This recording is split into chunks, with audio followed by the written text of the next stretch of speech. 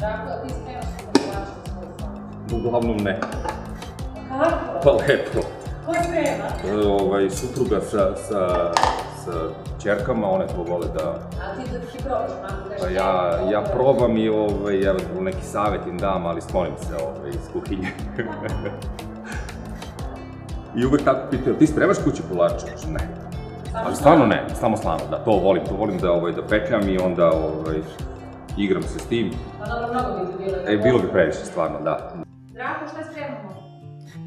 Danas ćemo spremati rozen tortu na dva načina. Spremat ćemo jedan tradicionalni recept koji, mislim da znaju većina domaćica koji to rade, to je neizbežni kolač na svim našim slavama. I uradit ćemo neku varijaciju na temu, gde ćemo isto te kore rozen da iskoristimo za fil sa kikiriki, kao neki snickers da napravimo. Šta nam se treba? Potrebno nam je prvo mleko da nam prokuva. Stavljamo šerpicu na vagu. Tariramo, znači da resetujemo na nulu i merimo 200 g mleka. Je 200 g mleka isto što i 200 ml? Vrlo slično, tu je negde. Neće pogrešiti niko ako izmeri 200 g mleka kao 200 ml, tako da tu uvijek ljudi se zavune. Evo, stavljamo na šporet. Neka srednja temperatura, ova indukcija je prilično jaka, tako da će to brzo da provri. Merimo margarin. Znači margarin 200 g, ovo paklica je 250. Kod ovog margarina su već isporcionisane, znači mere na 50 g, tako da... Koji sad margarin koristiš? Sa maslicem. Za ovaj recept sa maslicem. Evo, morat ćemo da ga... Znači ceo margarin? Pa ne ceo, 200 g. Znači pakovanje je 250. Zatim dodajemo malo cimeta.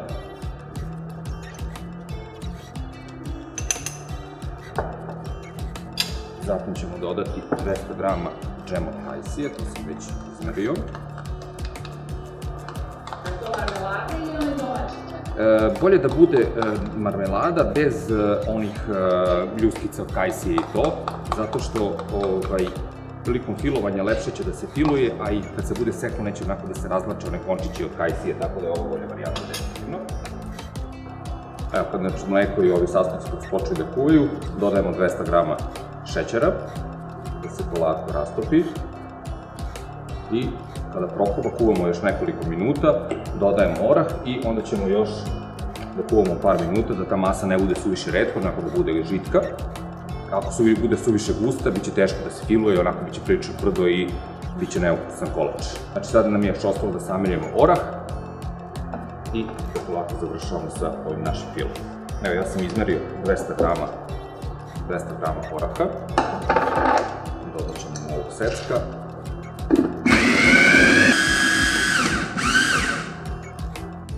Dakle, ti spremaš kolače za svoj stan? Uglavnom ne. A kako? Pa lepo. Ko sprema? Supruga sa ćerkama, one to vole da... A ti probaš malo nešto? Pa ja probam i neki savjet im dam, ali sklonim se iz kuhinje. I uvek tako pitaju, ti spremaš kući kolače? Ne.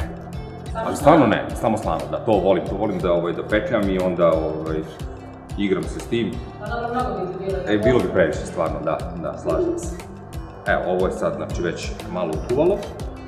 Dodajemo orah. I sad kuvamo još par minuta. I u principu ova količina je dovoljna, znači, za rozen kore, 8 korica, znači. Pošto ima kod nas da se kupi pakovanje od 8, od 10, od 12, znači ako se kupuje na pijaci, onda može da bude i više komada korica, znači ovaj recept je za 8.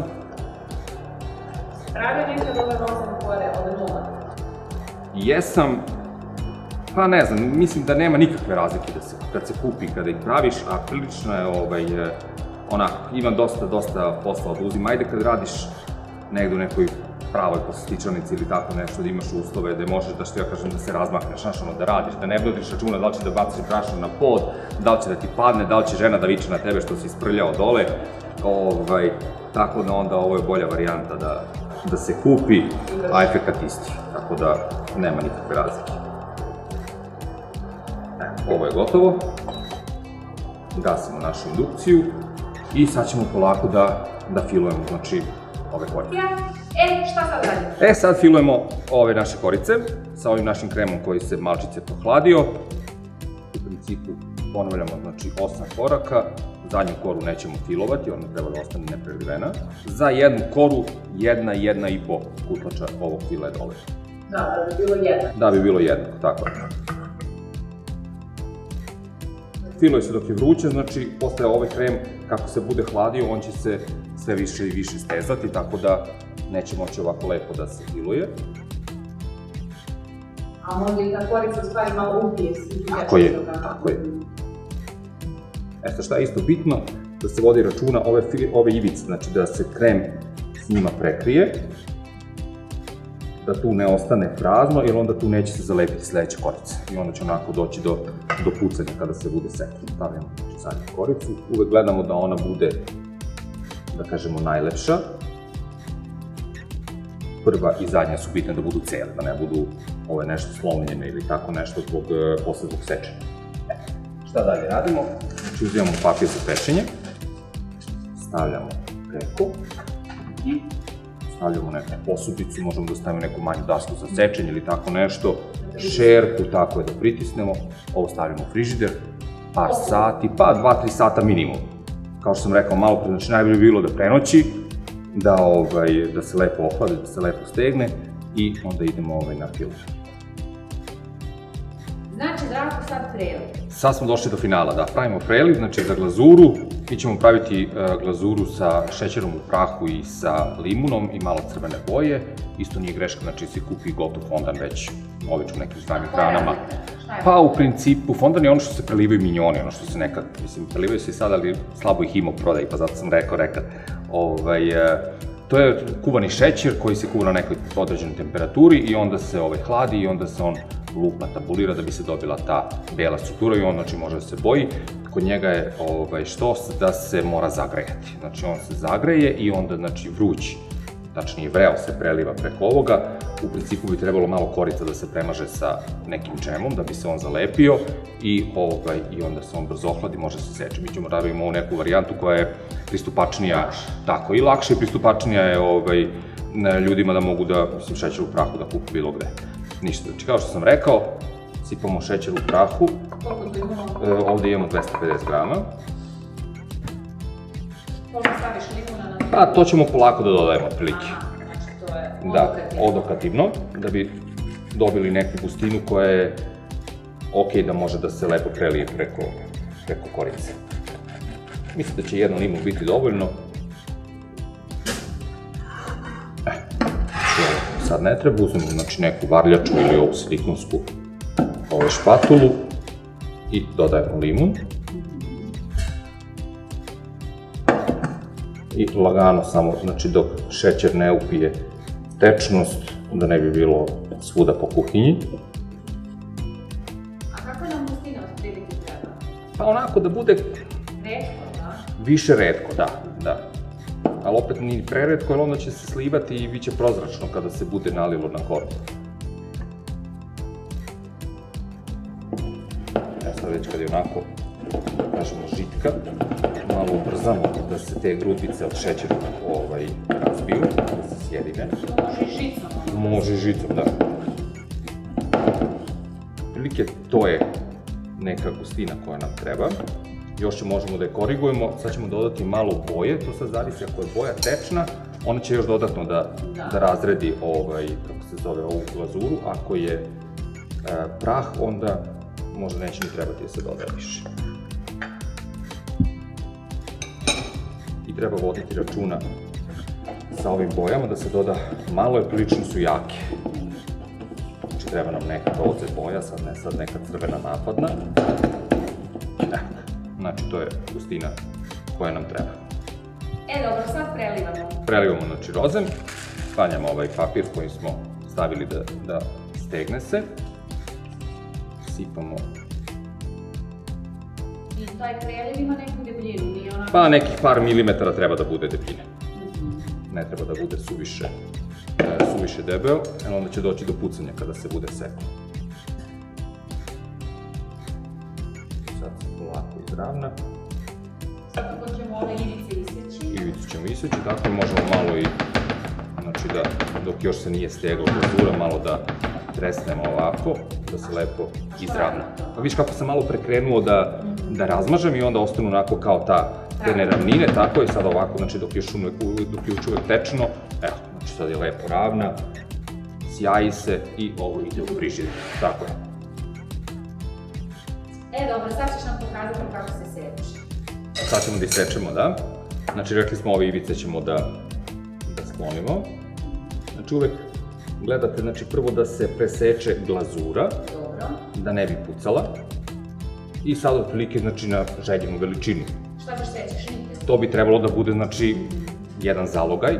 Ovo ćemo da sečemo kao neke šnite. Znači rekli smo polako, presečemo glazuru. Može i testerasti nož ili ovaj ravan, ali da bude oštar. Ove dve šnite će nam biti dovoljne za ovaj tanjir. Znači sad okrenemo i idemo opet poprečno. Okrenke sklanjamo.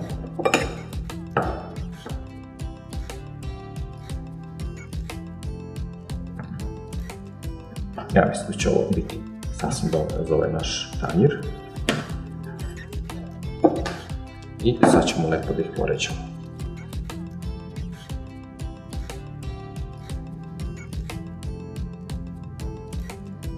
Sad što kažeš, lepo se vidi. Da. Presek. To znači, bitno je da se vodi računa kad se filuje, ono što smo pričali, da otprilike, znači, ista količina se fila stavlja na svaku kožu. Sad pravimo novi recept, kao što smo na početku rekli. Dijamant nas je zamolio da napravimo neki twist, znači neki recept, varijaciju na temu sa istim ovim rozen koricama, ali totalno drugačiji ukus. Evo, stavljamo znači šerpicu na vagu i merimo 300 grama mleka, 300 ml. A sad ima malo više mleka. Sad malo više mleka, znači dosta ide 300 grama keksa posle i treba nam veća količina tečnosti da bi upio taj keks. Sad možemo ovdje u mleku da dodamo 150 grama šećera.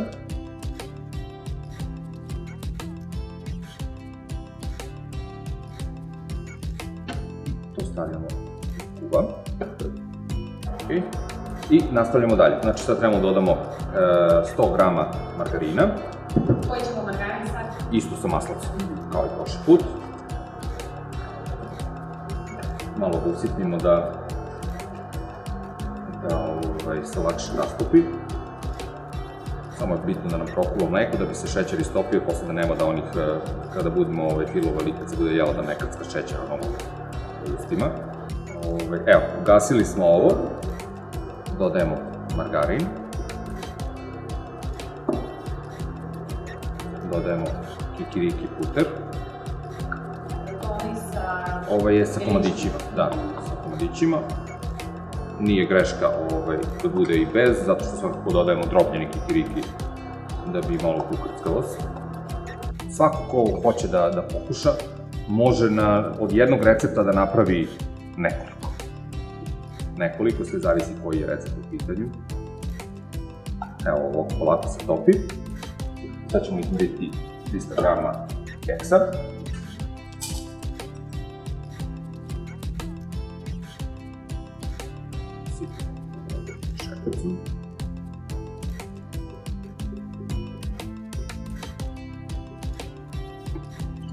I dok se sad sve to topi i dok se keks malo ne upije ovu tečnost, ostavljamo još da sameljemo kikiriki.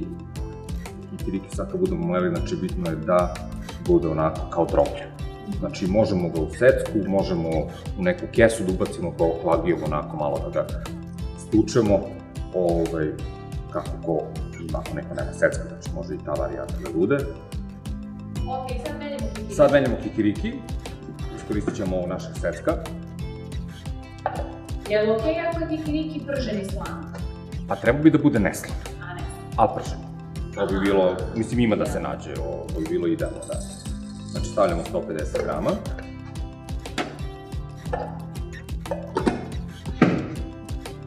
I meljemo, znači rekli smo da ne bude skroz samleven kao prethodno orah što smo mleli, znači onako da bude kao drob. Da bi bilo to otprilike. Kiriki da sastavimo sa ovom masom. Eto šta je bitno napomenuti, znači sad od ove količine kikirikija treba da nam ostane nekih 50 grama, ne moramo da merimo, koje ćemo iskoristiti posle za posipanje po kolaču kada budemo prelili sa čokoladnom glazurom. Tako je, znači otprilike malo će da nam ostane. Evo recimo, to količina je dovoljna. To je to, znači masa nam je spremna za filovanje. Filujemo isto 3 korice, četvrtu ostavljamo nezavršenu, znači nenafilovanu, da bi mogli da prelivamo sa čokoladnom glazurom. Ok, i sad filujemo znači naše korice.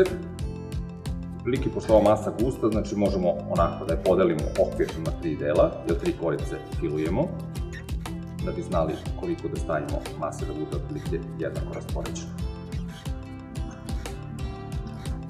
Ovo je dosta filo. Dosta filo, da. Pa idu samo otprilike, bit će ista visina kao ova sa orasima, klasična. Tamo ide više korica, ali mnogo manje fila, ovdje ide više fila u odnosu na korice. Hoće li isto morati da se pritisni? Hoće. Znači isti je princip. Pa, isti je princip, da. Znači, nafilovali smo. Evo ćemo staviti papir za pečenje da nam se to ne zalepi. Stavljamo nešto teže. Sad ako ovo sad neka plastika ili nešto, možemo stavimo još nešto dodatno na ovo da bolje zalepi i stavimo frižider. Evo, kolač nam je gotov, hladio se. I sad ćemo da prelijemo. Znači, otprilike na ovu veličinu 100 grama čokolade je sasvim dovoljno. Tako da ću sipati celu količinu čokoladne glazure.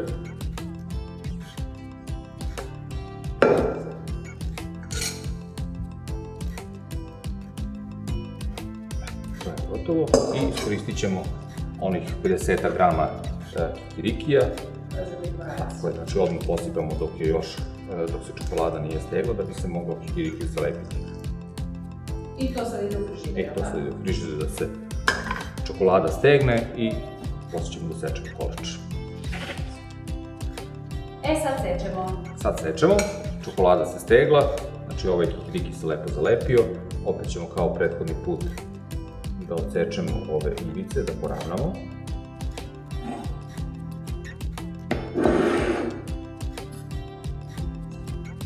Sad možemo da sečemo recimo kocke. Ono su sekli na neke kao logovnike, ovo ćemo da sečemo na kockice.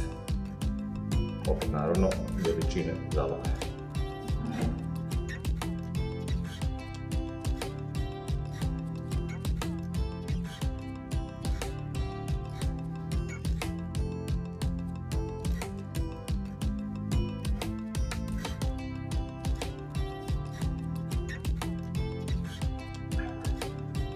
To je servirano, lep je presek, ravnomeran, tako da ko voli kikiriki, ekstra. Sad ćemo mi da uporedimo koja je bolja. Slažem se. Moramo. I evo ga. Evo ga, znači naši sitni kolači, jedna varijanta tradicionalna rozen torta, znači klasično završena, klasično napravljena sa orasima, i jedna varijanta ovako modernija, malo neobičnijih ukusa, sa kikirikijem.